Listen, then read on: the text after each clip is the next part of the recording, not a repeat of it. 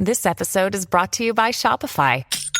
Forget the frustration of picking commerce platforms when you switch your business to Shopify, the global commerce platform that supercharges your selling wherever you sell. With Shopify, you'll harness the same intuitive features, trusted apps, and powerful analytics used by the world's leading brands. Sign up today for your $1 per month trial period at shopify.com/tech, all lowercase. That's shopify.com/tech. Hey, it's Kim Komando today, your daily podcast to keep you up to date with all things digital and beyond. And I'd love to have you be a part of our podcast. You can make an appointment to speak with me. Just head over to komando.com, and on the top right, there's a button that says Email Kim. Fill that out, and that's it. All right, I always like to start with something fun and interesting. And I have a question for you. What would you do if you won the lottery? What would you do if you won the lottery? I mean, I would definitely not stop working. Yes, I would keep working these crazy 60-hour weeks because I love what I do. No, I wouldn't. I don't know. I'd go buy an island somewhere. Okay, the reason why I bring this up is, what did the guy who won the $2 billion jackpot last year do? Oh my gosh, imagine winning $2 billion. A guy by the name of Edwin Castro, he went on vacation to Fiji with all of his best friends, and then he just totally removed himself from all of social media. He opted for a lump sum payment of $997 million. Wow. Then he had to hire a slew of bodyguards for himself and his whole family. He bought real estate in Bel Air, Hollywood Hills. I don't know. I'll tell you something. If I ever do win the lottery, I'm going to share it with everyone. I will. Not the money. I'm just going to let you all know that I won. And on that happy note, you're about ready to get more tech smarts because every single thing is now a tech thing. And to those of you joining us for the first time, a warm welcome to you. We're thrilled to have you aboard. And to our loyal listeners, so welcome back. You look amazing, darling. And I'm, of course, Kim Komando, America's digital goddess, here with you once again. It's the biggest show, the most trusted show about all things digital. And you can find my award-winning show in over 420 top stations across the United States. And you can also find us as a podcast, as a webcast, commercial-free, over at komando.com. Just hit that big old button that says Komando Community. And a big hello and salute and Merry Christmas goes out to all of our listeners on the American Forces Network Radio, reaching over 375,000 U.S. service members, serving in 175 countries and 200 ships at sea. And our T-Mobile Unlimited listener line is now open at 1-888-825-5254 is the way to join us. And hey, I need two things from you. Okay. Number one, the best way for us to grow this show and podcast is for you to tell one friend. That's all. Just tell one friend. And also, number two, tell me what you like. Tell me your questions. Tell me what you want to hear more about by heading to komando.com. That's with a K, of course. And then hitting that button that says Email Kim.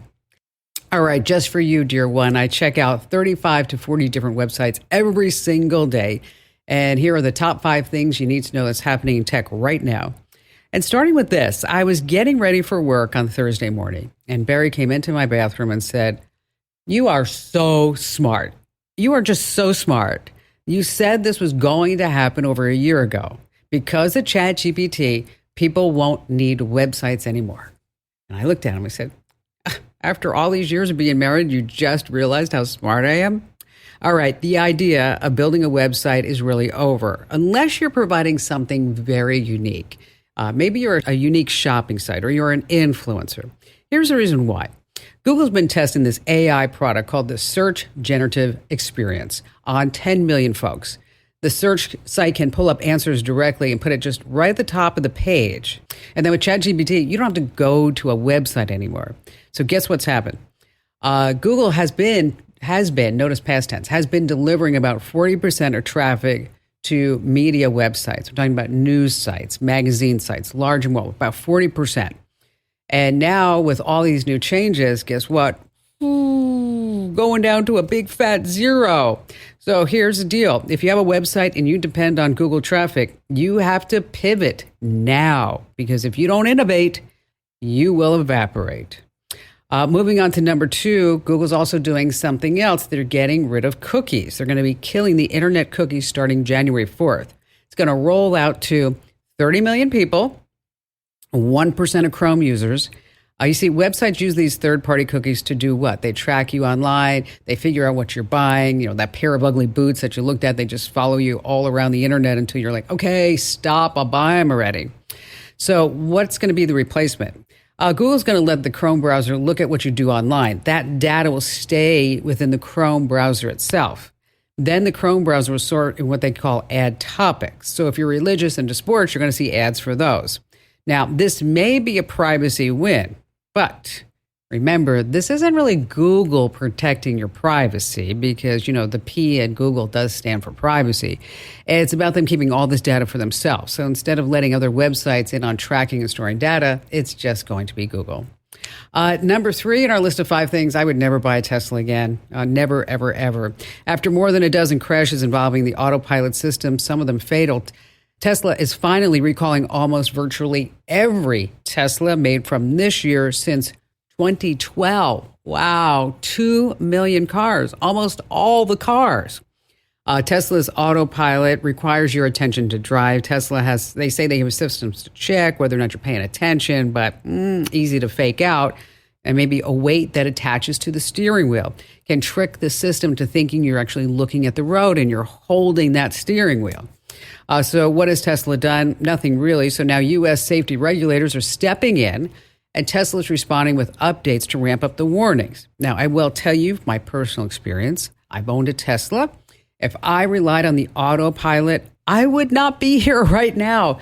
Telling you, damn thing nearly killed me twice when I was testing it out. Once, almost ran into a truck. Another time, almost wanted to go up a hill. I mean, just blew through a stop sign. Crazy. Number 4 on our list, you want a good deal? People are lining up early in U.S. strip malls to sift through items that people have returned. They're called bin stores. These are the stores loaded with everything that we're returning to Walmarts and Amazon and Target and Kohl's. In 2022, $816 billion worth of merchandise was returned in the U.S. That is a huge number, isn't it? $860 billion worth of stuff. So these bin stores buy the returned items in bulk and then they resell them. You find anything there. Electronics, TVs, clothing, shoes, you name it. Well, social media has boosted the popularity of these bin stores when people are sharing their flips for profit. So how do you find a bin store? Well, you can Google bin store and then your town, or you can go to this website, binstorefinder.com. Once again, that's binstorefinder.com. And finally, coming in at number 5, handing out your phone number is just risky. Identity theft, creepy folks, robocalls, not exactly what you signed up for when you signed for that cellular contract. So what should you do if you're pressured to give up your number? Well, you can try one of these decoy numbers. I saw this tip trending on Facebook the other day. Now, for you gals who are being pressured to give your number, you can try the rejection hotline. That's what it's called, the rejection hotline. And this works for romance scammers or just scammers in general. Here, take a listen. Hello, this is not the person you were trying to call. You've reached the rejection hotline. Unfortunately, the person who gave you this rejection hotline number did not. Oh, isn't that sad? That's just so sad. I mean, so here's this guy or gal, or they think like, oh yeah, this is gonna be great. I got her number. And then they call and they get the rejection hotline. Oh, okay. For companies you don't know very well, you don't think that they're trustworthy, you might send them this number. It's called the Hall and Oates hotline. Welcome to Colin Oates, your emergency Hall and Oates helpline. To hear one-on-one, please press 1.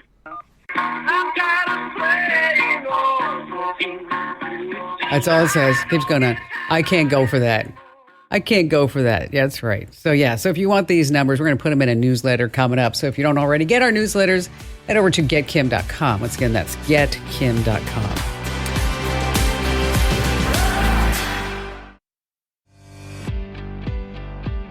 Okay, as part of your entry, I will tell you that you are going to have to get at least one issue of my free newsletters. That's all. You just get one issue of my newsletter. If you don't like it, you can unsubscribe. It's one-click unsubscribe at the bottom of every single newsletter. But I think you're really going to love the newsletters because I'm telling you, I get so much positive feedback. As a matter of fact, this morning, before we get to phone calls, I have to tell you this. I was so excited because I looked at the number of subscribers. We are approaching 450,000 subscribers. and only 2% say they don't like it. Whoa, isn't that amazing? 2% don't like it. I'll take those odds any day. Anyway, to enter to win that iPhone, go to komando.com/win. All right, let me tell you a story. Before any show, I actually sit down and I say a prayer. And I thank God for everything that I've been blessed for. And then I also thank, I know it's going to sound so corny, but I actually thank all the generations that have come before me that have allowed me to do what I do and to follow my dream.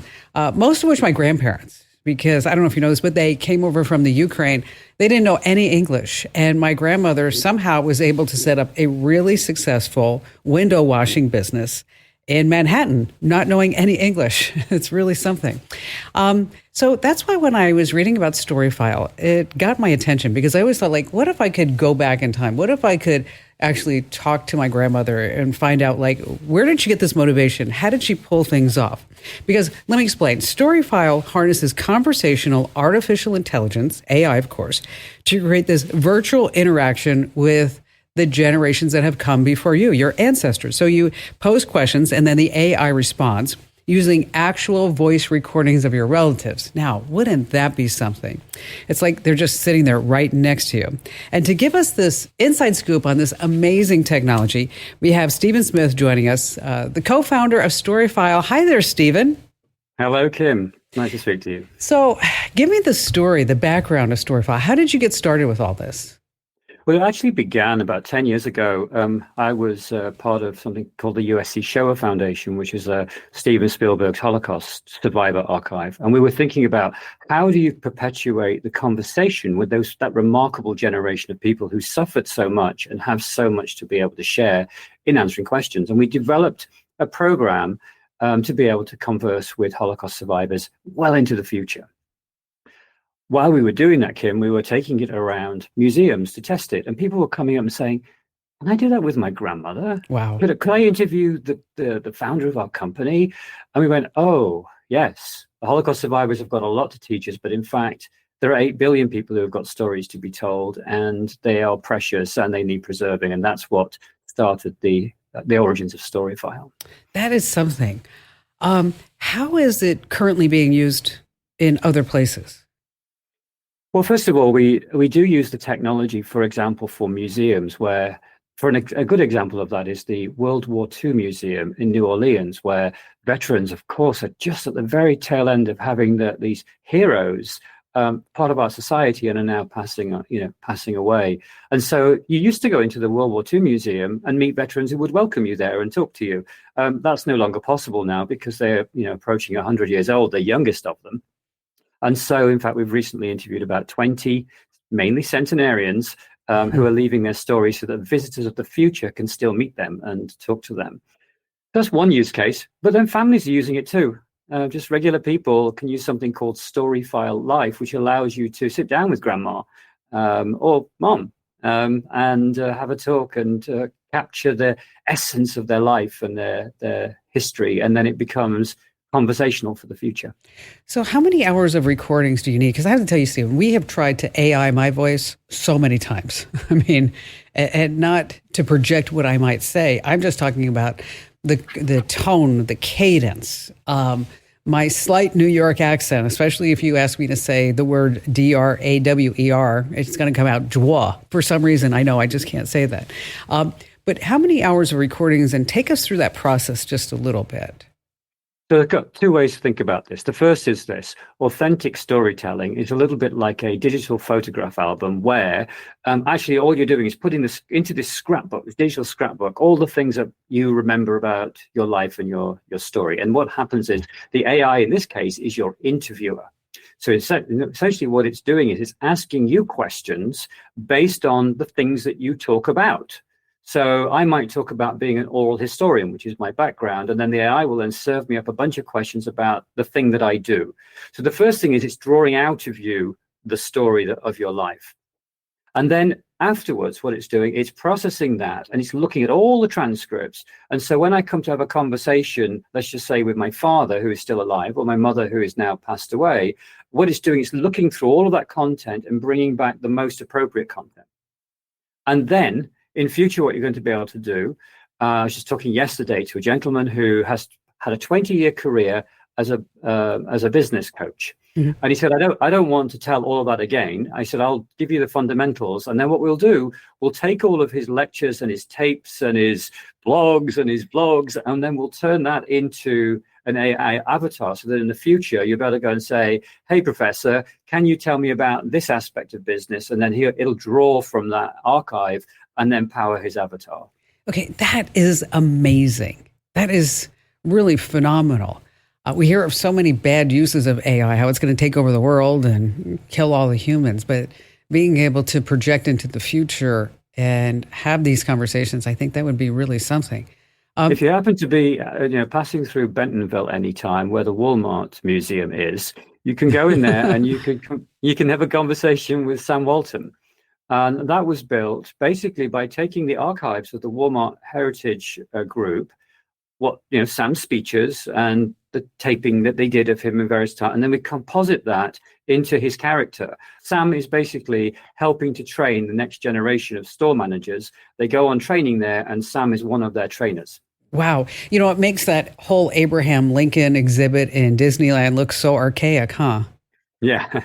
Well, we're being helped by a lot of technology tools these days, Kim. And, we're living in I personally love all of the developments in AI. I know there's some really scary stuff, but what we're looking at Storyfile is how can we harness those tools for authentic storytelling to go deeper into the human experience and not to sort of just avatarize everything and make everything so, bots and droids and Right. Taking the human experience down a peg. What we're saying is, how can we use AI to lift up our stories and make them more accessible? Okay, Stephen, I don't want to stop our convo, but I really need to. You see, we have to pay a few bills over here. And to do that, we have to run a few commercials. But I want you to sit tight right where you are, because when we come back, I really want to know more about Storyfile. And in particular, I know that you did this with your mom who passed away. So stay right here with us. We got a lot more coming up.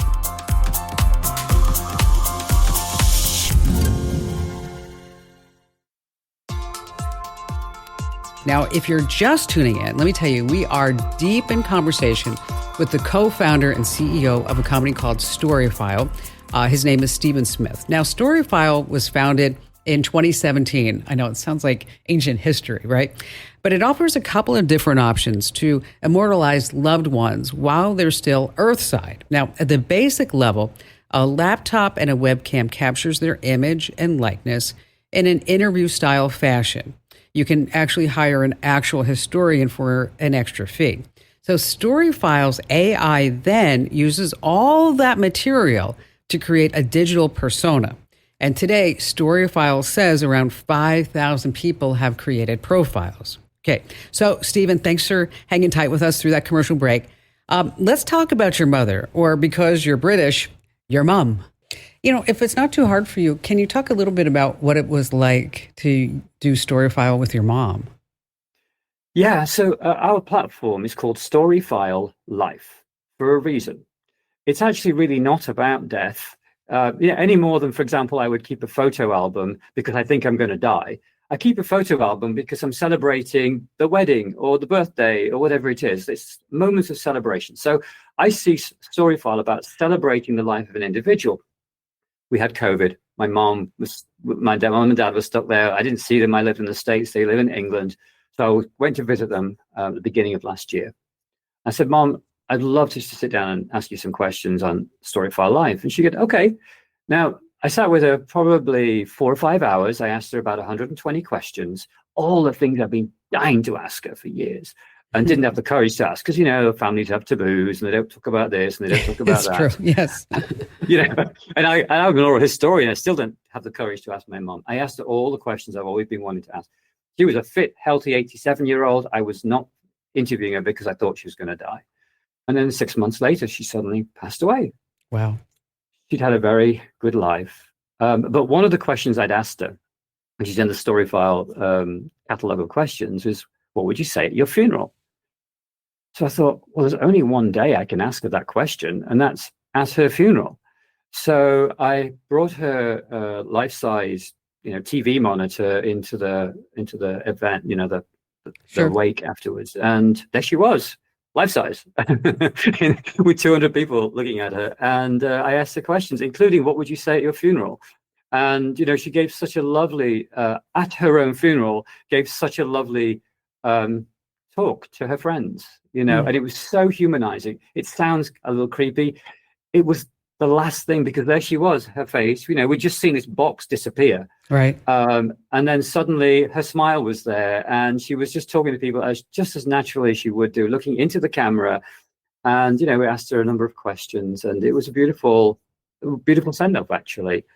Do you still talk to her that way? Well, I'm not attached to it insofar as I have to speak to my mom.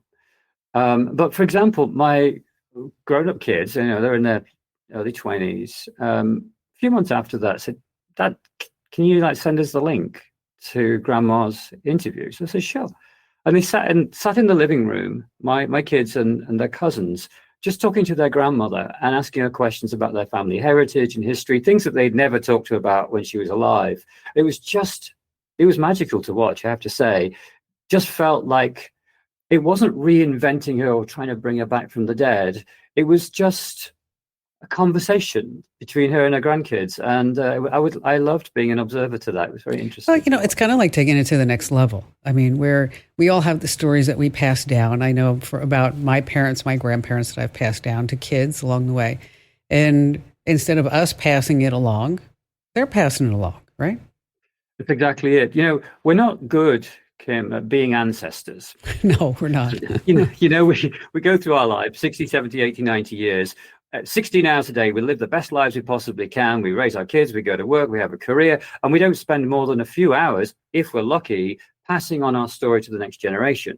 But, 60 years from now, there's going to be some great grandkid who wants to know what their heritage, just like you were saying about your grandmother, what you would do to be able to talk to her. I would love that. I would love that. Yeah, my father was diagnosed with dementia, and my then 19-year-old daughter said to me, "Dad, I want my children to know Grandpa as I know him today."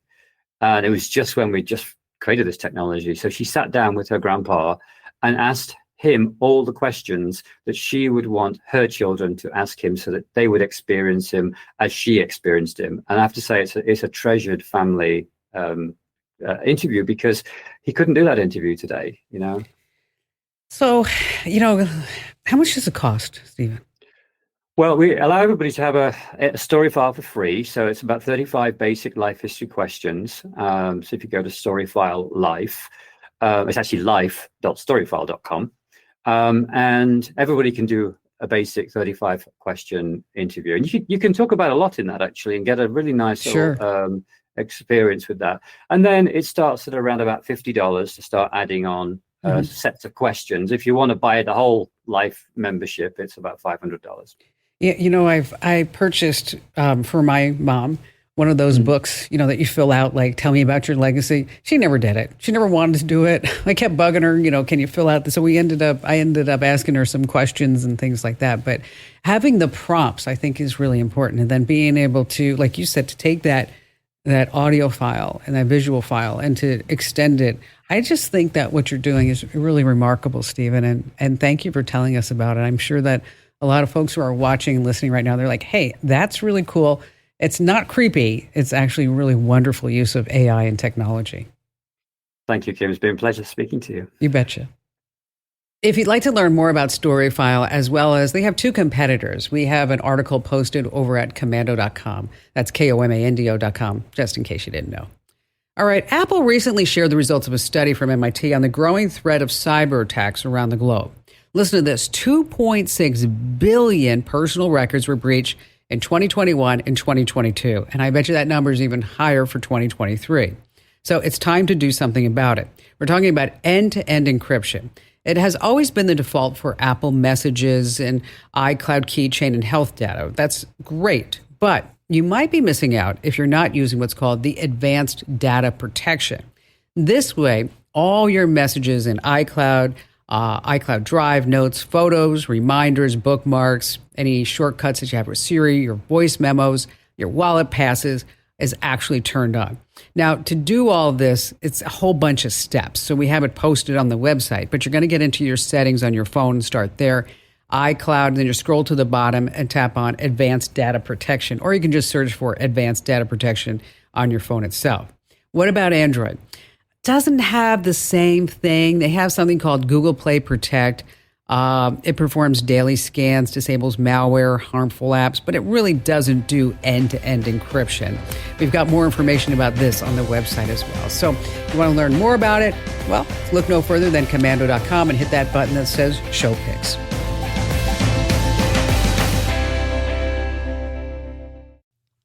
Let me tell you about a revolutionary new mobile voicemail app. If you've got a business, your voicemail is probably filled with messages from customers.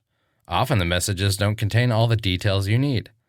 But what if you were able to get visual information from your callers? That's something you can't do with a traditional audio voicemail box, but you can with Fillmore Productions Video Voicemail. With Fillmore Productions Video Voicemail, callers receive a link to download the mobile app. There they can view important details about your business, watch videos about what you have to offer, and then leave you a video message. Actors and musicians can showcase what they do, and callers to medical practices or repair shops can report their issues visually. There are so many things that video voicemail can do for a business that makes audio voicemail a thing of the past. Discover what video voicemail can do for your business. Visit getvideovoicemail.com. That's getvideovoicemail.com. That's getvideovoicemail.com. All right, Kevin in Portland, Oregon. Hey, I just want to say I'm a huge fan of the show and the newsletter and the podcast, especially your Friday show, but we really need to get the lesser half of the ATM on board with your newsletters. Oh, I know. We do, don't we, Andrew? We got to get them signed up. Hey, some big news about the podcast is that starting in January, Andrew and I are going to be doing a podcast every single day, just like that Friday format, because everybody seems to love our Friday podcast. So I do. That's great. That's great news. And, although I'm one of your greatest simps, I promise I'm never going to ask you for photos of your feet. I promise. Thank you. Thank you, Kevin. I know you're a simp. Hey, didn't you win a cap? I did not. All right. Well, I think you did just now. So hold on. After we get done chatting, give Amber your name and address, your full name and address, rather, and then we'll send you out an official show cap. So this way you can truly be a simp as you're walking around Portland. Awesome. Thank you, Kim. What's going on? So I'm quite an introvert, and I love spending time out in the mountains of the forests of Oregon, and there's no cell phone coverage there. So I use an old-school GPS, and I have for many years for two main reasons. Number one, I have a horrible sense of direction. People tell me it's so bad I can get lost on an airplane. Oh, no. Number two, my wife of 37 years, who gladly tells me where to go all the time, doesn't enjoy bouncing around next to me in my Jeep during these excursions. So my GPS, I have been able to update it periodically, and then I no longer can. Every time I try and update it, it says it doesn't have sufficient memory to provide the updates. So before I buy a new GPS, my question for you was, are there any recent iPhones that have the ability to use truly satellite GPS, maybe on downloaded maps? Well, what you can do is on your phone, whether on Google Maps or Apple Maps, is that you can go ahead and select the area that you're going to be navigating around. Then you can download all the apps to use in offline mode. And so this way you don't even need any cellular data or a satellite connection in order for you to see the maps. And so you can follow along that way. There are also some, I was just thinking when you said take in your Jeep. Have you ever used the app AllTrails? Yes, I have. Because some of those maps, I think 99% of them, that you can also use in offline use. And so that's basically what it means. It's offline, is that you're going to download the maps in advance wherever you're going to be heading out. And then wherever you're going to be hanging out, you're going to download them before you leave, obviously, so that wherever you get where you're going, you're just going to pop up that. Now, there are satellite GPSs. There are some satellite tools that you also might want to take with you. Like the brand new iPhone 15 and as well as the 14, it has SOS mode. So just in case you get stuck in a place where you flip the Jeep or whatever it may be, that might be a safety tool. That might be a safety tool for you as well. Because if you can't call 911, it's going to automatically use satellite connections to give your longitude and latitude to the local emergency response team. And that makes sense. And which models of iPhones is that available on? The 14 and 15. 14 being last year's model, 15 being this year's model. I had the 14 and I purchased the 15 and I put them side by side and they look the same to me. Okay, so I think he'd probably call it a 14.1, maybe. Yeah, exactly. And I'm sitting there going like, oh my gosh, I just wasted like $1,500. But then I'm like, okay, well, this is my job, so yeah, I have to do that. So try the offline maps. I think you're really going to like that. And since you're already familiar with the All Trails, download the trail maps for offline use there. Good for not only driving but also hiking trails, and take a look at that iPhone 14, 15. If you don't want that, there's also something called the Spot Satellite, and Garmin has a tool as well. Spot Satellite is just what it is. It's about the size of the palm of your hand, and then you can also give instructions for emergency responder. You get stuck in a tight space as well. Now, Kevin, because you're a simp, don't forget, hang on the line. Amber's going to get your name and address, and we're going to send you out an official Kim Komando Show ball cap. And thanks for all your kind words about the pods and the newsletters and good things like that. Speaking of, did you hear about the new GPS for seniors? Did you hear about it? It's a new GPS for seniors.